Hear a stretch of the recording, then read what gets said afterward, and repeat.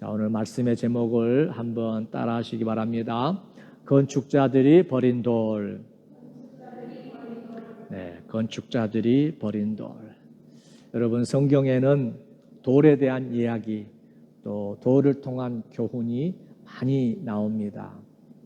예를 들면 하나님이 모세에게 율법을 주실 때 돌판에 새겨서 율법을 주셨습니다. 또 이스라엘이 출애굽을 해서 가나안을 향해 갈 때 그 광야에서 마실 물이 없어서 너무나 고통스러운 그런 어려움을 당했습니다. 그때 하나님께서 모세를 통해서 반석에서 물이 나게 하심으로 이스라엘로 그 가람목을 죽이게 하셨지요. 또 어린 다윗은 물맷돌 5개, 역시 돌이지요. 물맷돌 5개로 구적 장신 골리앗을 물리치고 이스라엘을 위기에서 구해냈던 것도 우리가 보게 됩니다. 오늘 본문에도 돌을 통한 교훈이 나옵니다. 바로 예수님보다 약 1000년 전 인물이었던 다윗이 시편 118편에서 고백하는 그런 내용인데, 이 말씀을 예수님이 인용을 하시면서 교훈을 하신 것이죠. 다윗은 사울 왕으로부터 버림을 받았습니다. 그러나 하나님은 그를 들어서 이스라엘의 왕으로 세우셨고, 그 후손을 통해서 온 세상의 구주가 되시는 예수님을 보내주셨습니다. 바로 그런 역사적인 상황을 인용하시면서 다윗이 사울 왕에게 버림을 받았지만 하나님이 그를 이스라엘의 왕으로 세워주셨던 것처럼 나도 너희들에게 버림을 받겠지만 결국에는 건축자들이 버린 돌이 모퉁이 돌이 되었던 것처럼 나 또한 온 세상의 왕, 곧 구세주가 될 것이다. 그렇게 예수님께서 말씀을 하신 겁니다. 자, 오늘 말씀을 우리가 이해하기 위해서는 지난주 말씀을 잠깐 되돌아볼 필요가 있을 것입니다. 바로 포도원 주인의 비유를 말씀을 드렸죠. 우리 마태복음 21장 33절부터 39절까지 우리 다시 한번 같이 읽어보도록 하겠습니다. 다른 한 비유를 들으라. 한 집 주인이 포도원을 만들어 산울타리로 두르고 거기에 즙 짜는 틀을 만들고 망대를 짓고 농부들에게 쇠로 주고 타국에 갔더니 열매 거둘 때가 가까움에 그 열매를 받으려고 자기 종들을 농부들에게 보내니 농부들이 종들을 잡아 하나는 심히 때리고 하나는 죽이고 하나는 돌로 쳤거늘 다시 다른 종들을 처음보다 많이 보내니 그들에게도 그렇게 하였는지라. 후에 자기 아들을 보내며 이르되 그들이 내 아들은 존대하리라 하였더니 농부들이 그 아들을 보고 서로 말하되 이는 상속자니 자 죽이고 그의 유산을 차지하자 하고 이에 잡아 포도원 밖에 내쫓아 죽였느니라. 자, 이것은 비유라고 말씀을 하셨지요. 풀이하자면 이런 겁니다. 하나님은 이 세상의 모든 사람들을 구원하시기 위해서 일찍이 수많은 선지자들을 이 땅에 보내셨습니다. 그런데 사람들이 어떻게 했느냐? 자기들을 구원하러 온 그 수많은 선지자들, 그 누구도 환영하거나 받아들이지 않았습니다. 오히려 선지자들을 때리고 죽이고 그 구원의 은혜를 거절해 버린 거죠. 그래서 하나님이 다시 한 사람을 세상에 보내십니다. 그분이 누굽니까? 하나님의 아들 예수 그리스도시죠. 37절에 보시면 후에 자기 아들을 보내며 이르되 그들이 내 아들은 존대하리라 하였더니 그랬습니다. 포도원 주인은 하나님을 비유한다고 그랬죠. 종들은 선지자들을 비유한다고 했습니다. 농부들은 이 세상의 모든 사람들을 비유합니다. 그리고 마지막 보냄을 받은 한 사람, 그는 곧 하나님의 아들 주 예수 그리스도를 비유합니다. 그래서 그 아들이 온 세상의 구주와 주님으로 오셨다는 거예요. 그런데 사람들이 어떻게 했느냐? 38절, 39절 한번 같이 읽습니다. 농부들이 그 아들을 보고 서로 말하되 이는 상속자니 자 죽이고 그의 유산을 차지하자 하고 이에 잡아 포도원 밖에 내쫓아 죽였느니라. 하나님의 아들 예수 그리스도를 마지막으로 보냈지만 저들은 그 아들을 맞이하지 않았고 오히려 그를 포도원 밖으로 내쫓아 죽여버렸다는 거예요. 여러분, 이런 배은망덕이 어디 있겠습니까? 오늘날로 말하면 저들에게 일거리를 주고 밥 먹여주고 살 수 있도록 해줬는데 은혜를 원수로 갚은 거죠. 이제 포도원 주인이 할 일은 단 하나밖에 없습니다. 급거 귀국해서 군대를 모으거나 경찰을 모아서 저 배은망덕한 인간들 다 쓸어버리고 다 죽여야 마땅합니다. 그런데 하나님은 어떻게 했느냐? 우리 본문 42절 다시 같이 읽겠습니다. 예수께서 이르시되 너희가 성경의 건축자들이 버린 돌이 모퉁이의 머릿돌이 되었나니 이것은 주로 말미암아 된 것이요 우리 눈에 기이하도다 함을 읽어본 일이 없느냐. 여러분, 이게 무슨 말입니까? 건축자들이 버린 돌은 무엇이고 모퉁이의 머릿돌은 무엇이냐라는 겁니다. 이 시간 건축자들이 버린 돌과 모퉁이의 머릿돌이 무엇을 의미하며 또 그 모퉁이의 머릿돌로 인하여 우리에게 주어진 축복이 무엇인지 말씀을 함께 묵상하며 은혜를 나누도록 합니다. 먼저 우리 1번 한번 같이 읽겠습니다. 1번 같이 읽습니다. 시작. 건축자들이 버린 돌은 십자가에서 죽으신 예수님이십니다. 그렇습니다. 여러분, 지난 시간에 말씀을 드렸죠. 이 모퉁이 돌이 얼마나 소중한 존재인지 다시 한번 사진을 띄워주실래요? 자, 사진 한번 보시고요. 이미 말씀을 드린 것처럼 모퉁이의 머릿돌은 이 고대 건축 양식에 있어서 없어서는 안 될 귀중한 돌입니다. 저 사진처럼 이 모퉁이 돌이 가로, 세로, 석조 건물을 지탱하는 그런 역할을 했기 때문에 그렇죠. 그런데 예수님의 말씀이 무엇입니까? 그렇게 귀중한 돌을 건축자들이 처음에는 아무짝에도 쓸모없는 거 생각하고 내다가 버렸다는 거예요. 집을 짓기 위해서 터를 닦고 여기저기 재료를 모으고 그러다 보니까 이 크고 각진 돌이 너무나 거추장스러운 것입니다. 막 움직이다가 걸려 넘어지기도 하고 또 들어서 옮기려니 움직이기도 쉽지 않고 그래서 내다 버렸다는 거예요. 그걸 본문 37절에 이야기를 하시죠. 후에 자기 아들을 보내며 이르되 그들이 내 아들은 존대하리라 하였더니 최후로 자기의 사랑하는 아들을 보내면서 하시는 하나님의 말씀. 그래도 내 아들은 존대하겠지? 종들을 보내는 쪽쪽 다 때리고 죽이고 그러니까 최후로 자기 아들을 보내면서 설마 내 아들은 존대하겠지? 그러면서 보낸 것입니다. 그러나 오늘 성경에도 나와 있지만 사람들이 예수님을 환영하지 않았습니다. 자신들의 죄를 용서하시기 위해서 이 땅에 오신 예수님을 오히려 십자가에 못 박아 죽여버리고 만 것입니다. 38절에 보시면 이는 상속자니 자 죽이고 그의 유산을 차지하자 그렇게 모의를 했고 39절에 보면 이에 잡아 포도원 밖에 내쫓아 죽였느니라.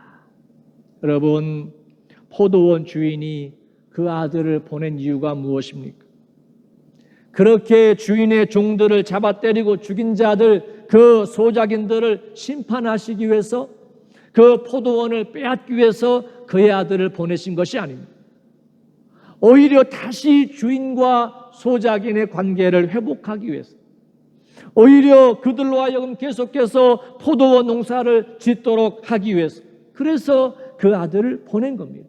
마지막 기회로 보낸 거죠. 그런데 그들은 그 포도원을 차지할 요량으로 그 주인의 아들을 잡아 죽인 것입니다. 여러분, 예수님이 이 말씀을 하실 때가 언제라고 했습니까? 지금 예수님은 십자가를 앞에 두고 하시는 말씀이라고 했어요. 마지막 한 주간.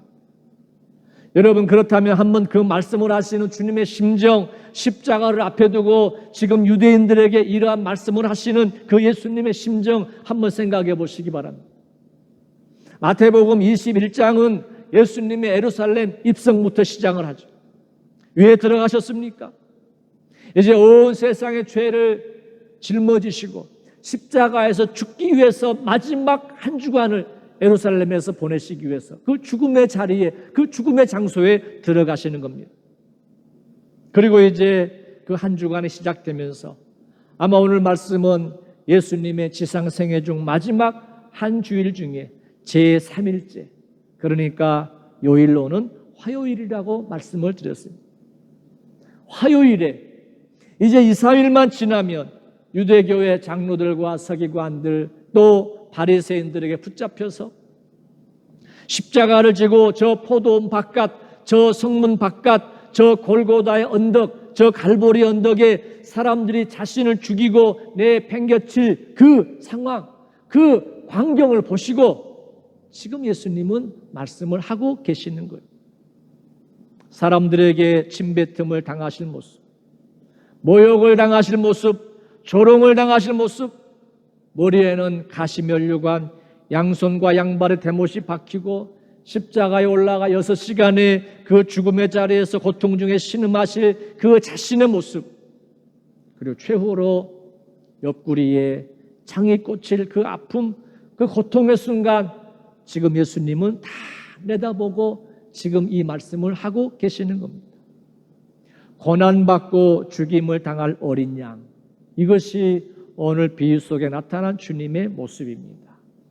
이제 며칠 뒤면 바리새인과 서기관들 그리고 대제사장들과 백성의 장로들이 예수님을 이렇게 건축자들이 버린 돌처럼 아무짝에도 쓸모없는 사람 취급을 당하고 버려지되 그냥 버려지는 것이 아니라 십자가에서 버려지게 될 것이라는 겁니다. 그 버려짐이 누구를 위함입니까? 바로 저와 여러분을 위함이었습니다. 허물과 죄로 죽었던 저희들을 그 죽음의 자리에서 건지시기 위한 예수님의 그 대속의 죽음이었습니다. 여러분, 오늘 이 비유는 거기서 끝나지 않습니다. 한 걸음 더 나아가 예수님은 다시 살아나실 것에 대해서도 말씀을 하십니다. 우리 오늘 본문 42절 다시 한번 같이 읽겠습니다. 예수께서 이르시되 너희가 성경의 건축자들이 버린 돌이 모퉁이의 머릿돌이 되었나니 이것은 주로 말미암아 된 것이요 우리 눈에 기이하도다 함을 읽어본 일이 없느냐. 자, 성경의 건축자들이 버린 돌, 그 돌은 십자가에서 죽으신 예수님을 가리킨다고 했습니다. 그러니까 이 말은 예수님이 마치 건축자들이 버린 돌처럼 버림을 당하신다는 그런 이야기죠.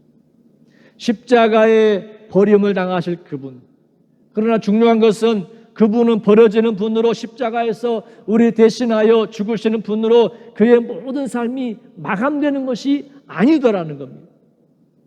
건축자들이 버린 돌이 이번에는 무슨 돌이 되었습니까? 한 건물의 가장 소중한 모퉁이의 돌이 되었다는 거예요. 그러면 그 모퉁이의 머릿돌은 무엇을 나타내느냐? 우리 2번 한번 같이 읽어봅니다. 2번 시작. 모퉁이의 머릿돌은 죽으시고 부활하신 예수님이십니다. 다시 한번 그림을 띄워주세요. 자, 고대 건축물 첫 번째 그림처럼 그 크고 각진 돌은 저렇게 유용하게 쓰였다는 거예요.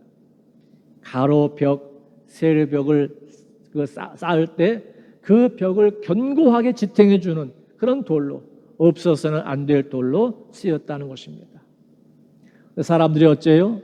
저렇게 소중하게 쓰일 돌을 처음에는 아무짝에도 쓸모없는 돌처럼 내다 버렸는데 알고 보니까 한 건물을 지을 때 없어서는 안 될 가장 소중한 돌이더라, 그 말입니다. 마찬가지입니다. 그처럼 소중한 돌을 사람들이 내다버린 것처럼 우리 인간을 구원할 메시아이신 예수 그리스도, 사람들은 아무것도 아닌 것처럼 그를 능멸했습니다. 때리고 채찍질하고 침을 뱉고 온갖 희롱을 다하고 결국에는 십자가에 매달아 죽였습니다. 중요한 것은 내다버린 돌이 모퉁이 돌이 되었던 것처럼 사람들에 의해 죽임을 당했으나 예수님은 다시 부활하셔서 온 세상의 구세주가 되셨다는 거예요. 여러분, 그렇지 않습니까? 만약에 예수님이 십자가에서 죽으심으로 끝나버렸다면 그가 어떻게 온 세상의 구원자가 될 수 있겠습니까? 죽음으로만 끝났다면, 십자가에서 죽는 것으로만 끝났다면 결코 예수님은 우리의 구원자가 될 수 없습니다. 왜냐하면 죄의 값은 사망이기 때문에 예수님이 죽음에서 부활하지 못했다면 그도 역시 죄인이라는 증거가 되는 것입니다. 아무리 내가 너희의 모든 죄 다 대신할 대속 제물이야 이야기를 해도 그건 아무런 효과가 없는 것입니다. 부활하지 못했다면 그도 역시 죄인이라는 증거가 되기 때문에 우리를 속량할 수가 없는 것입니다. 예수님은 십자가에서 죽으신 지 3일 만에 부활하심으로 우리의 구세주가 되심을 스스로 증거하셨습니다. 모퉁이 돌이 되신 예수 그리스도, 부활하신 예수 그리스도, 얼마나 이 일이 신기한지 모릅니다. 그래서 42절에 뭐라고 합니까? 이것은 주로 말미암아 된 것이요 우리 눈에 기이하도다 그랬습니다. 왜 기이합니까? 여러분, 죽은 사람은 살아날 수가 없습니다. 그런데 십자가에 못 박혀 완전히 죽은 줄 알았던 그 예수님이 죽음에서 부활하셔서 온 세상 모든 만민을 구원할 구세주가 되신 겁니다. 이게 너무 기이하다는 거예요. 신기하다는 거예요. 그래서 이 놀라운 주님을 체험한 초대교회 사도들 오순절날 성령 받고 나가서 주의 복음을 전할 때 뭐라고 선포합니까? 사도행전 4장 11절에 보면 이 예수는 너희 건축자들의 버린 돌로서 집 모퉁이의 머릿돌이 되었느니라 그랬어요. 여러분, 예수 그리스도가 누구십니까? 사람들로부터 버림을 받은, 종들로부터 버림을 받은 주인의 아들이었습니다. 십자가에 버림을 받아 처참하게 죽은 하나님의 어린 양이었습니다. 주님은 부활하셨고 하나의 집에 없어서는 안 될 중요한 모퉁이 돌처럼 우리 인간에게 없어서는 안 될 중요한 구원의 능력이 되신 겁니다. 그분 때문에 저와 여러분이 살았습니다. 그분 때문에 저와 여러분이 구원을 받게 되었습니다. 사도행전 4장 12절에 다른 이로서는 구원을 받을 수 없나니 천하 사람 중에 구원을 받을 만한 다른 이름을 우리에게 주신 일이 없음이니라. 여러분, 모퉁이 돌이 되신 부활하신 예수 그리스도, 그분이 우리의 구원이 되셨습니다. 그분이 살아나셨으므로 우리에게 구원의 문이 열리게 되었습니다. 그의 고난은 바로 우리를 위한 고난이었고 그의 부활은 바로 저와 여러분을 위한 부활이었습니다. 그가 사셨으므로 우리도 살 것입니다. 그것을 사도행전 2장에 보면 베드로 사도가 오순절날 성령 받고 담대히 외치지 않습니까? 사도행전 2장 23절 24절에 이렇게 말씀을 합니다.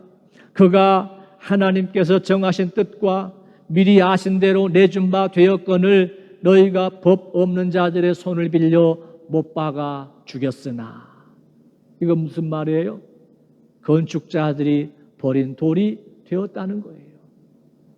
계속해서 봅니다. 하나님께서 그를 사망의 고통에서 풀어 살리셨으니 모퉁이의 머릿돌이 되게 하셨다는 겁니다. 이는 그가 사망에 매여 있을 수 없었습니다. 왜 사망에 매여 있을 수 없느냐? 그는 죄가 없으신 하나님의 아들이시기 때문에 더 이상 죄의 값인 사망이 그를 붙잡아둘 명분이 없게 된 것입니다. 예수님은 3일 만에 죽으신 지 3일 만에 부활하셨고 36절에 그런즉 이스라엘 온 집은 확실히 알지니 너희가 십자가에 못 박은 이 예수를 하나님이 뭐가 되게 하셨습니까? 주와 그리스도가 되게 하셨느니라. 십자가에 못 박혀 죽은 예수를 하나님이 다시 살리셔서 온 세상의 주와 그리스도가 되게 하셨다는 거예요. 그리고 누구든지 그 주 예수 그리스도를 믿는 자 심판에 이르지 아니하고 영생에 이르게 하실 것이라고 예수님 말씀을 하셨습니다.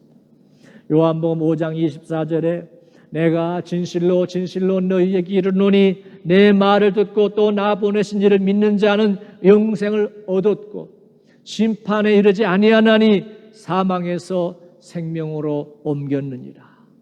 예수 그리스도께서 십자가에서 죽으시고 부활하심으로 말미암아 모퉁이의 머릿돌이 되셨습니다. 그리고 누구든지 그를 믿는 자는 심판에 이르지 아니하고 사망에서 생명으로 옮겨졌다는 것입니다. 그러나 믿지 않는 자들에게는 어떤 일이 벌어집니까? 우리 본문 44절 우리 함께 같이 읽어봅니다. 44절 같이 읽겠습니다. 이 돌 위에 떨어지는 자는 깨지겠고 이 돌이 사람 위에 떨어지면 그를 가루로 만들어 흩으리라 하시니. 그렇습니다. 이 돌은 생명의 돌이지만 또한 심판의 돌이 된다는 것입니다. 누구든지 예수 그리스도를 믿으면 구원을 받습니다. 유대인이든 이방인이든 차별이 없습니다. 남자와 여자 그리고 신분의 귀천도 우리가 그리스도를 믿음으로 죄에서 구원받는 것에는 차별이 없습니다. 그러나 똑같이 건축자들이 버린 그 돌을 믿지 아니하는 자는 심판을 받게 되는 것입니다. 그가 유대인이든 이방인이든 가진 자든 못 가진 자든 남자든 여자든 어린아이든 어른이든 상관없이 그 돌이 그를 믿지 아니하는 자들에게 떨어져서 그들을 가루로 만들어 버리겠다는 것. 그러니까 여러분 우리가 얼마나 큰 복을 받은 사람들인지 모릅니다. 심판을 받지 아니하나니 바로 심판받아 가루가 될 일이 없다는 것입니다. 그뿐만이 아니죠. 모퉁이의 머릿돌이신 예수 그리스도 그 복음 위에 세워진 사람들에게는 이 세상에서도 누릴 수 있는 놀라운 복이 있다고 말씀을 합니다.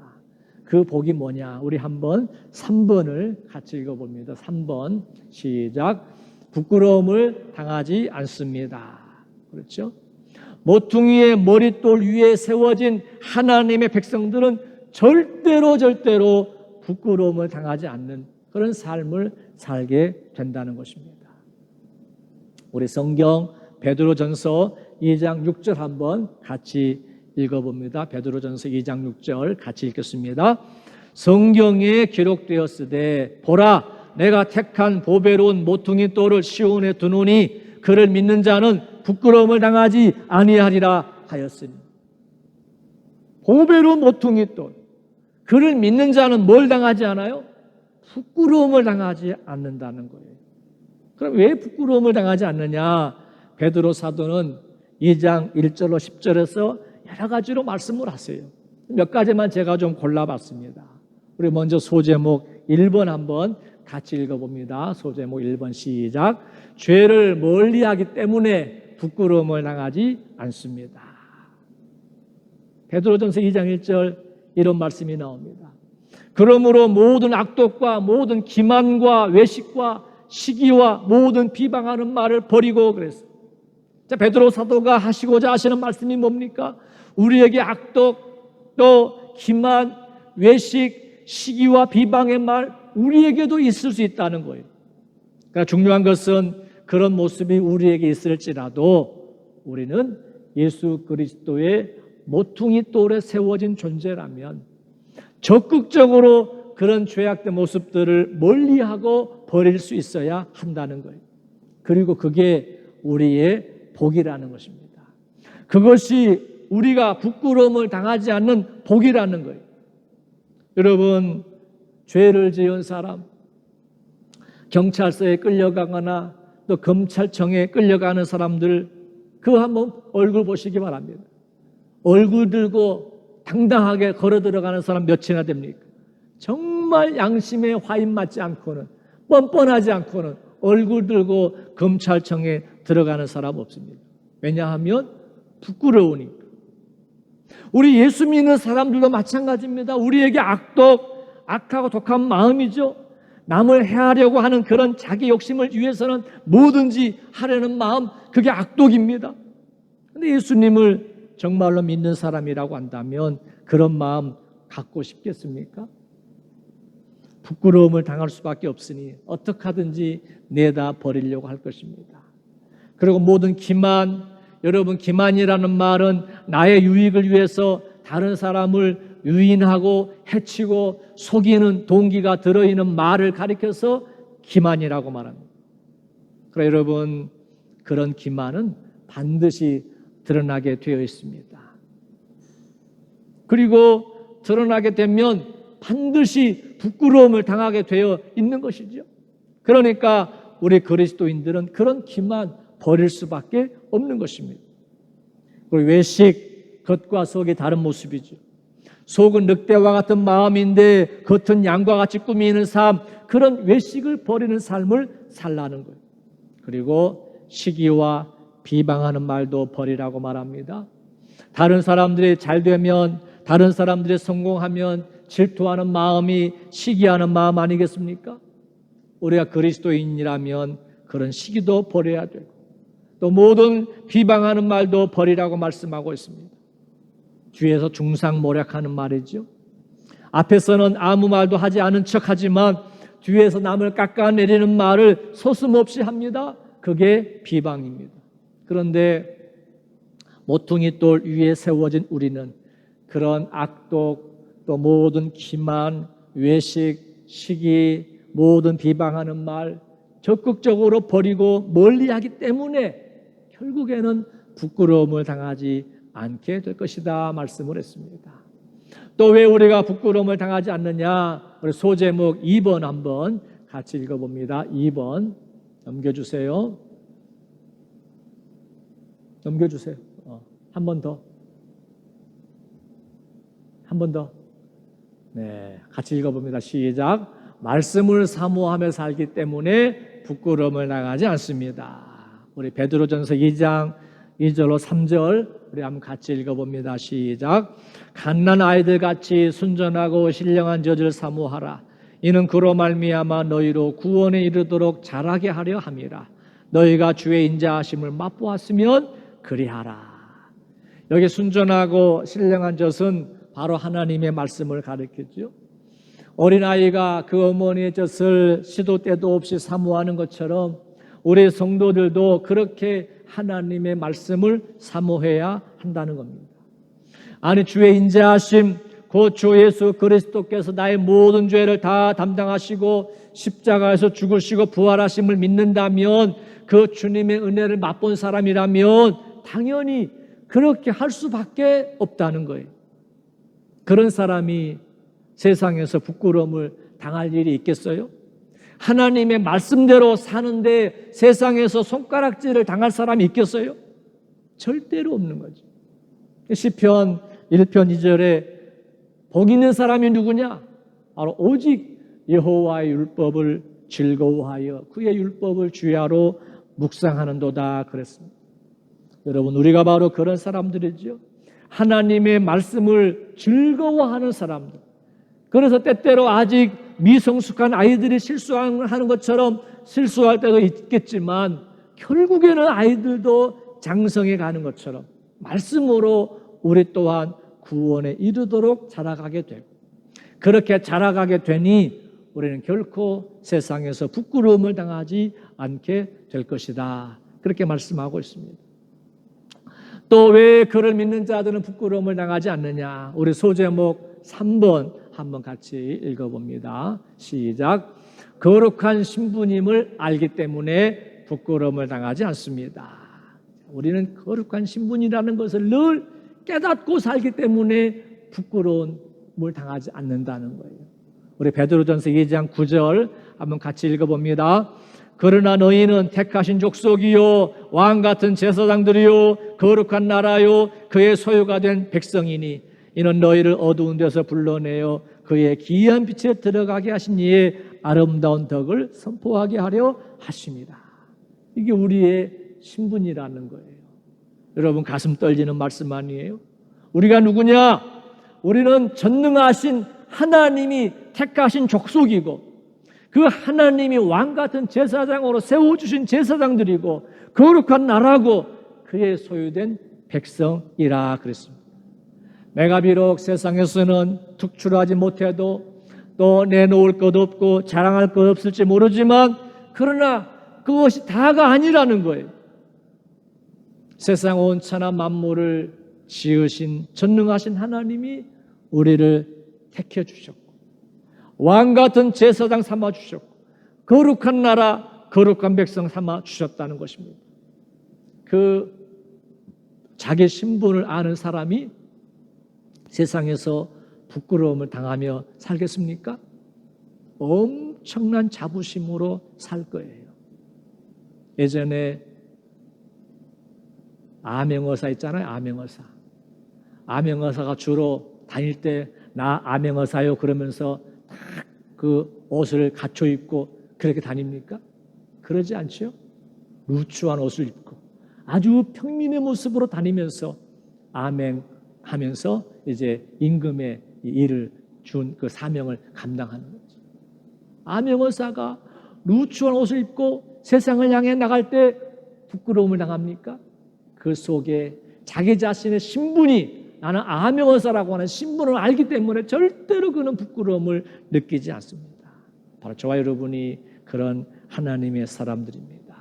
우리는 세상에서 부끄러움을 당하지 않습니다.